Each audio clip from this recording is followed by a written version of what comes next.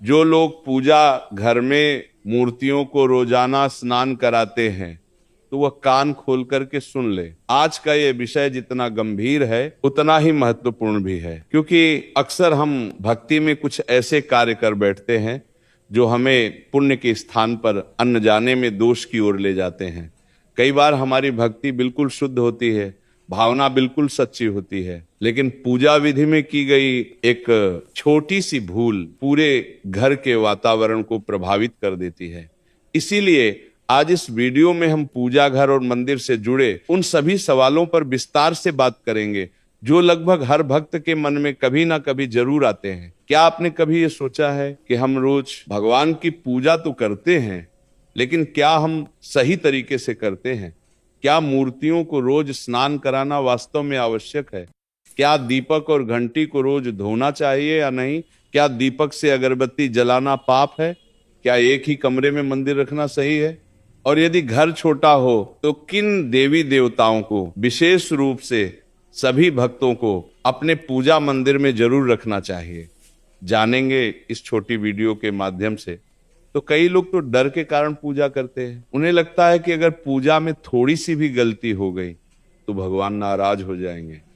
वही कई लोग ऐसे भी होते हैं जो बिना किसी नियम के पूजा करते हैं, क्योंकि उन्हें लगता है कि भगवान तो भावना देखते हैं।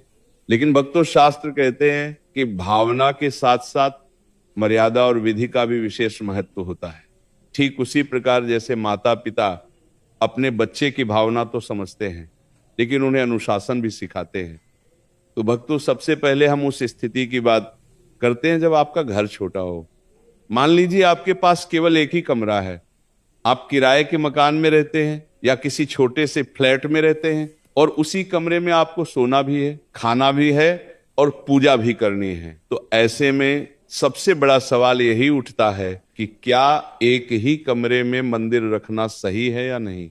शास्त्र साफ कहते हैं कि बिना मंदिर का घर अधूरा होता है। चाहे घर छोटा हो या बड़ा, मंदिर अवश्य होना चाहिए।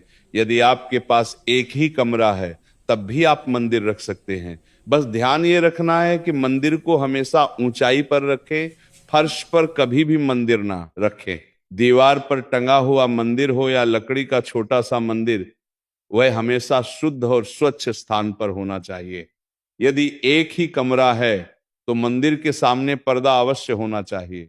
रात के समय जब आप सोने जाएं तो मंदिर का पर्दा धीरे से बंद कर दें। इसका अर्थ ये नहीं कि आप भगवान से दूरी बना रहे हैं, बल्कि ये मर्यादा का प्रतीक है। दिन में पूजा के समय पर्दा खोलिए, श्रद्धा से भगवान का स्मरण कीजिए और फिर रात्रि में विश्राम से पहले पर्दा बंद कर दीजिए।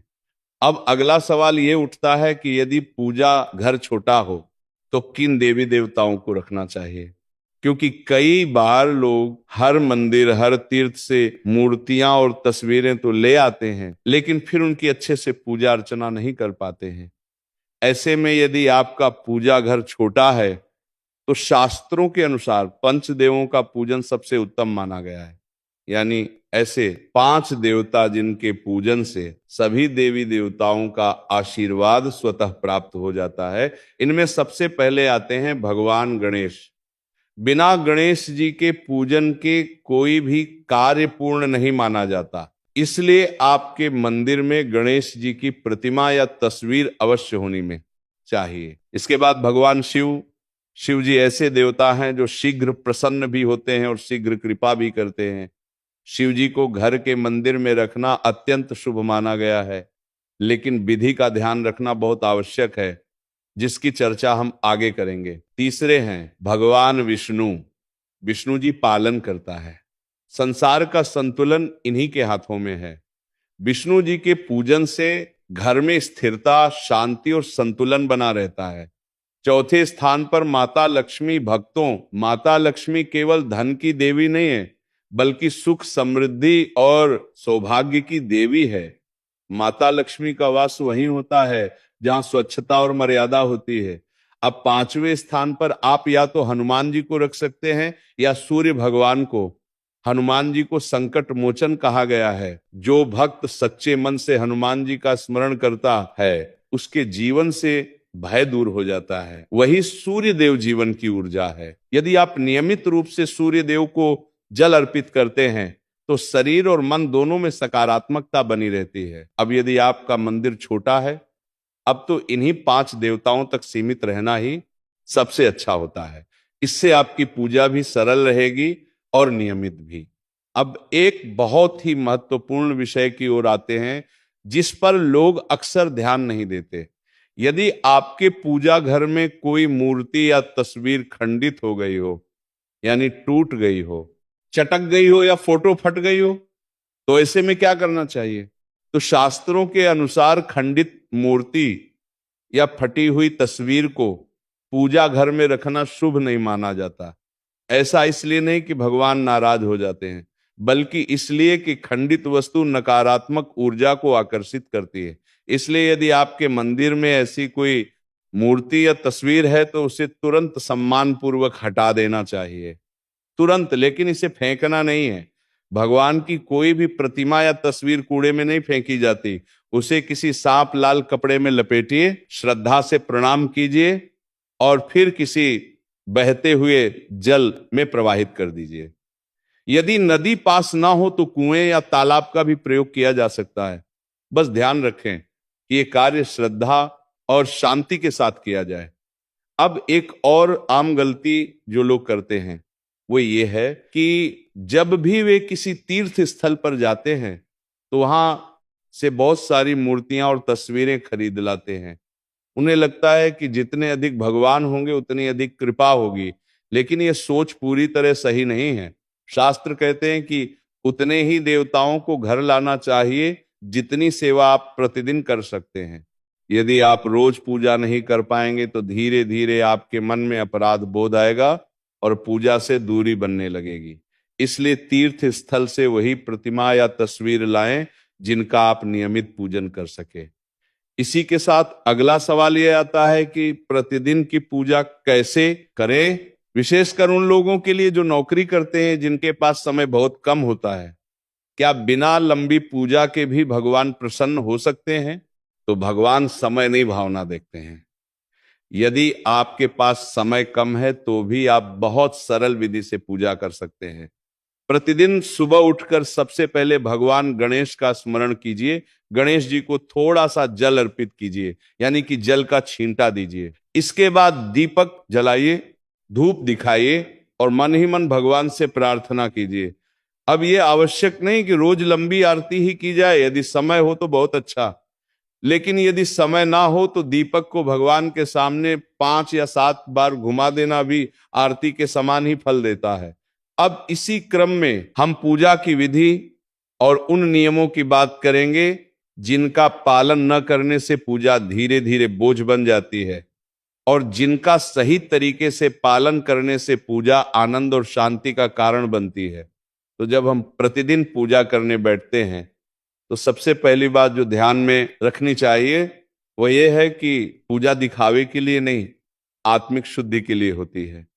कई लोग ये सोचते हैं कि जितनी ज्यादा वस्तुएं होंगी, जितनी ज्यादा क्रियाएं होंगी, पूजा उतनी ही प्रभावशाली होगी।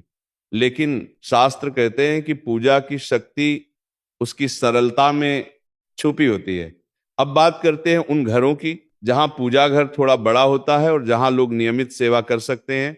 ऐसे घरों में अक्सर शिवलिंग और लड्डू गोपाल जी की स्थापना की जाती है। ये दोनों ही अत्यंत पवित्र स्वरूप हैं, लेकिन इनकी सेवा में विशेष सावधानी आवश्यक होती है, क्योंकि यदि आपके पूजा घर में शिवलिंग है तो ये बहुत ही सौभाग्य की बात है। शिवलिंग को प्रतिदिन जल अर्पित करना अत्यंत आवश्यक माना गया है, लेकिन इसका अर्थ ये नहीं कि घंटों अभिषेक किया जाए। साधारण शुद्ध जल से 1 लोटा जल चढ़ाना भी पर्याप्त होता है। भोलेनाथ भावना से प्रसन्न होते हैं, अधिक दिखावे की उन्हें आवश्यकता नहीं होती है। अब ध्यान रखने वाली सबसे महत्वपूर्ण बात यह है कि घर के मंदिर में शिवलिंग हमेशा छोटा होना चाहिए। अंगूठे से बड़ा शिवलिंग घर के अंदर शुभ नहीं माना गया है। बड़े शिवलिंग की स्थापना मंदिरों के लिए उपयुक्त होती है, घर के लिए नहीं। इसलिए यदि कोई भक्त घर में शिवलिंग रखना चाहता है तो छोटा और साधारण शिवलिंग ही रखें। इसी प्रकार लड्डू गोपाल जी की सेवा भी बहुत विशेष मानी गई है। लड्डू गोपाल जी बाल स्वरूप हैं और बालक की तरह उनकी देखभाल की जाती है। उन्हें प्रतिदिन स्नान कराना, वस्त्र बदलना और भोग लगाना सेवा का हिस्सा होता है। इसलिए वही भक्त लड्डू गोपाल जी को घर में रखें जो प्रतिदिन यह सेवा पूरे मन से कर सके। एक बहुत महत्वपूर्ण नियम यहां समझने वाला है। शिवलिंग और लड्डू गोपाल जी को पूजा घर में बिल्कुल पास पास नहीं रखना चाहिए। दोनों की पूजा विधि अलग अलग होती है और दोनों की ऊर्जा भी अलग होती है। इसलिए पूजा घर में इनके बीच थोड़ी दूरी अवश्य होनी चाहिए। ये दूरी संतुलन बनाए रखने के लिए आवश्यक होती है। अब कई लोग ये सोचते हैं कि क्या सभी देवी देवताओं को रोज स्नान कराना जरूरी है? यहां पर एक बहुत बड़ा भ्रम दूर करना आवश्यक है। शास्त्रों के अनुसार सभी मूर्तियों और तस्वीरों को प्रतिदिन स्नान कराने की आवश्यकता नहीं होती। केवल कुछ विशेष स्वरूप ऐसे हैं जिनका अभिषेक आवश्यक माना गया है, जैसे शिवलिंग, शालिग्राम जी और लड्डू गोपाल जी। इसके अलावा अन्य देवी देवताओं की तस्वीरों या मूर्तियों को केवल जल का हल्का सा छींटा देना या फूल अर्पित करना ही पर्याप्त होता है। कई लोग मूर्तियों को उठाकर पानी से धोते हैं, जिससे मूर्ति के खंडित होने का खतरा भी रहता है। इसलिए सावधानी बहुत जरूरी है। अब दीपक की बात करते हैं, क्योंकि दीपक पूजा का केंद्र होता है। दीपक केवल प्रकाश का साधन नहीं है तो भी बल्कि ज्ञान और चेतना का प्रतीक है। इसीलिए दीपक से जुड़ी छोटी छोटी बातें बहुत महत्व रखती हैं। सुबह की पूजा के समय दीपक को जल से धोना उचित माना गया है। इसका कारण यह है कि रात्रि की ऊर्जा को हटाकर नए दिन की शुद्धता को आमंत्रित किया जाए। इसलिए सुबह दीपक को धोकर उसमें नई बाती और तेल या घी डालकर दीपक जलाना चाहिए। लेकिन शाम के समय दीपक को जल से धोना उचित नहीं माना गया है। शाम को केवल सुबह की जली हुई बाती को निकालकर दीपक को उंगली से साफ किया जाता है और उसी दीपक में शाम का दीपक जलाया जाता है। यह नियम बहुत कम लोग जानते हैं, लेकिन इसका पालन करने से पूजा की शुद्धता बनी रहती है। अब दीपक के प्रकार की बात करें तो पूजा घर में हमेशा पीतल, तांबा, चांदी या मिट्टी का दीपक ही रखना चाहिए। कांच और स्टील के दीपक पूजा के लिए शुभ नहीं माने गए हैं। पीतल का दीपक सबसे उत्तम माना जाता है, क्योंकि यह ऊर्जा को धारण करने की क्षमता रखता है और आसानी से शुद्ध भी किया जा सकता है। अब इसी के साथ कभी कभी अगरबत्ती जलाने के लिए माचिस उपलब्ध नहीं होती या गीली हो जाती है। ऐसे में लोग दीपक से अगरबत्ती जला लेते हैं, तो इसमें कोई दोष नहीं माना जाता। दीपक से अगरबत्ती जलाना पूरी तरह स्वीकार्य है। लेकिन एक बात का विशेष ध्यान रखना चाहिए, दीपक से दूसरा दीपक जलाना उचित नहीं माना गया है। शास्त्रों में बताया गया है कि ऐसा करने से घर के वातावरण में अशांति आ सकती है। आप चाहे जितने दीपक जलाएं, लेकिन हर दीपक को अलग से जलाने का प्रयास करें। इसी के साथ जलते हुए दीपक को कभी भी फूंक मारकर नहीं बुझाना चाहिए। ये नियम बहुत छोटे हैं, लेकिन इसका पालन बहुत आवश्यक माना गया है। अब पूजा घर में जल रखने की परंपरा की बात करते हैं। पूजा घर में प्रतिदिन 1 लोटा जल रखना बहुत शुभ माना गया है। इसका अर्थ यह है कि मंदिर खाली नहीं रहना चाहिए। जल के साथ एक फूल डालकर उसे ढक कर रखें। अगले दिन उस जल को किसी पौधे में डाल सकते हैं, घर के मुख्य द्वार पर छिड़क सकते हैं या प्रसाद के रूप में उपयोग कर सकते हैं। लेकिन एक बात का विशेष ध्यान रखें, उस जल को कभी भी तुलसी जी के पौधे में ना डालें। ये शास्त्रों में वर्जित बताया गया है। अब पूजा घर में शंख का स्थान भी बहुत पवित्र माना गया है। शंख को केवल एक वस्तु समझकर नहीं रखना चाहिए। शास्त्रों में शंख को भगवान विष्णु का स्वरूप माना गया है। इसलिए यदि आपके पूजा घर में शंख है तो उसकी भी सेवा उतनी ही श्रद्धा से करनी चाहिए जितनी अन्य देवताओं की। शंख को कभी भी सीधे नीचे फर्श पर नहीं रखना चाहिए, उसे हमेशा किसी आसन या कपड़े पर ही रखना चाहिए। प्रतिदिन सुबह शंख में शुद्ध जल भरना चाहिए और यदि संभव हो तो उसमें एक फूल भी डाल लेना चाहिए। जिन भक्तों के पास तुलसी दल उपलब्ध हो वे शंख पर तुलसी पत्र अवश्य चढ़ाएं। तुलसी माता और भगवान विष्णु का संबंध अत्यंत पवित्र माना गया है, इसलिए शंख पर तुलसी दल अर्पित करना बहुत शुभ फल देता है।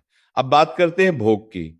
कई लोग इस विषय में बहुत भ्रम में रहते हैं कि क्या हर देवता के लिए अलग अलग भोग लगाना आवश्यक है या नहीं। सामान्य दिनों में सभी देवी देवताओं के लिए एक ही भोग पर्याप्त माना गया है। थोड़ी सी मिश्री फल या जो भी घर में सहज उपलब्ध हो वही भोग के रूप में अर्पित किया जा सकता है। भोग की मात्रा नहीं, भावना महत्वपूर्ण होती है।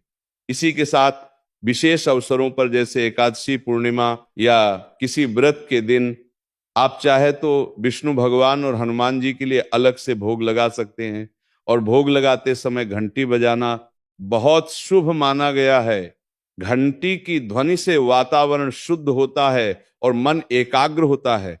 लेकिन घंटी बजाने का अर्थ ये नहीं कि बहुत तेज या लंबे समय तक बजाया जाए।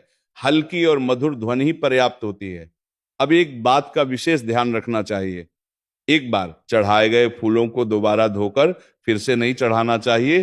फूल एक बार अर्पित हो जाते हैं तो वे पुनः प्रयोग के योग्य नहीं रहते। हाँ, बेल पत्र को आप धोकर दोबारा अर्पित कर सकते हैं। यह विशेष रूप से शिव जी के पूजन में मान्य है। अब दीपक की बाती से जुड़ा एक और नियम जानना आवश्यक है। प्रतिदिन पूजा के बाद जो जली हुई या बची हुई बातियां रह जाती हैं उन्हें इधर उधर नहीं फेंकना चाहिए। उन्हें किसी एक पात्र में एकत्र करते रहे। जब बातियां अधिक हो जाए तो उन्हें एक साथ जला देना चाहिए।